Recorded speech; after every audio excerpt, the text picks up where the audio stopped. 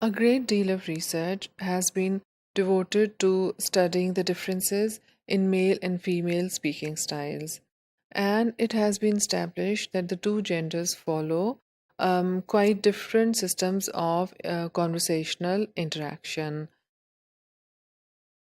Gender has also been identified as an important variable in different varieties of English and is considered responsible to some extent for the variations that we see in different varieties of English in the speech of men and women.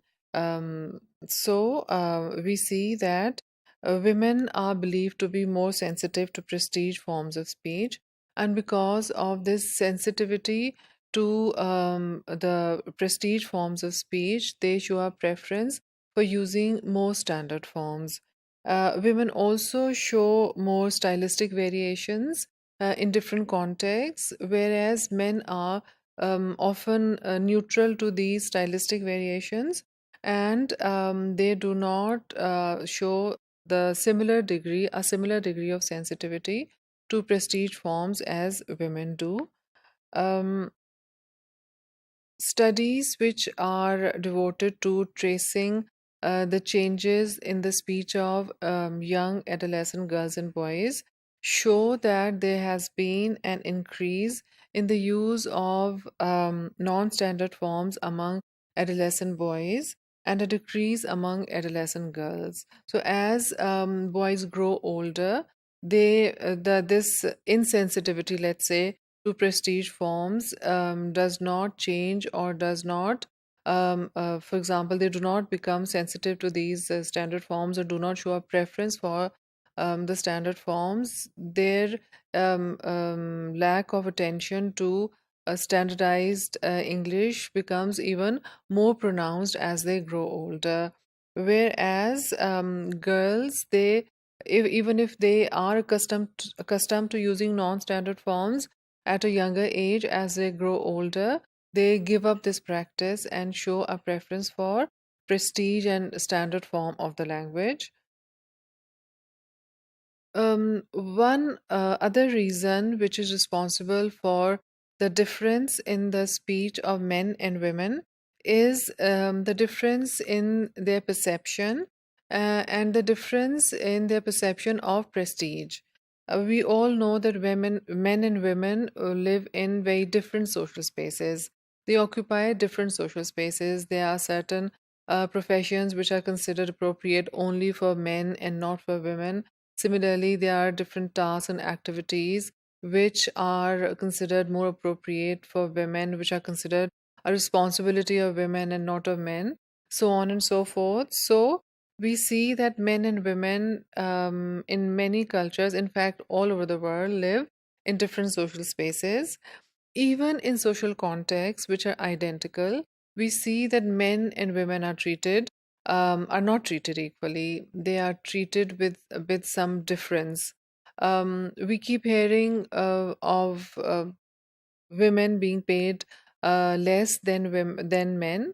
So we see that when men and women work in the same profession, they work on the same position in terms of hierarchy at work, they are still paid differently, and women also complain of not being taken as seriously as men are. So actors from Hollywood to Bollywood, our male actors are paid more highly than female actors are. Similarly, a male doctor would be paid more highly than a female doctor. It is true also of the education sector. So, in all domains, we see that men are are taken more seriously and are also paid better than women are. So different studies which have traced the development of adolescent girls and boys, both in terms of age and the use of language, show that girls, as they grow older, they show a realization of the responsibilities that come with adulthood, and because of the responsibilities that they think they have, they also they understand that it is their responsibility as well to use more prestigious language to, for example, be a source of pride for their parents or for their family. Similarly, women also show an understanding of the need to fit in and conform to social norms. For example, if the use of non standard language is taboo or is a mark of coming from not a very prestigious socioeconomic background, a girl would refrain from using non standard forms. Whereas we see that boys do not show this type of understanding. They couldn't care less what the society thinks or what is the social norm or whether they should conform to it or not.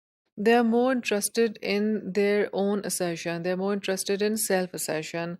They also want to express their own toughness, as we have this universal macho culture where a man is considered stronger and tougher than a woman, and men think, especially young adolescents, that language is one way of expressing their toughness and their being a macho man.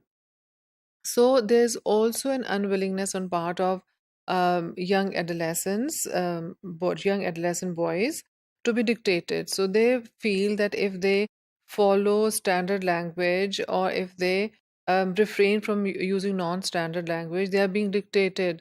They are following the norm, and following the norm is like being dictated to them.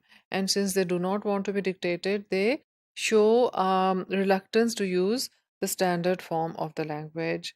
So, overall, we can say that we see a decline in the use of non standard forms with age among female adolescents. On the other hand, among men, male adolescents, either this decline is very small or there's no decline at all. Instead of decline, there's an increase in the use of non standard forms of English.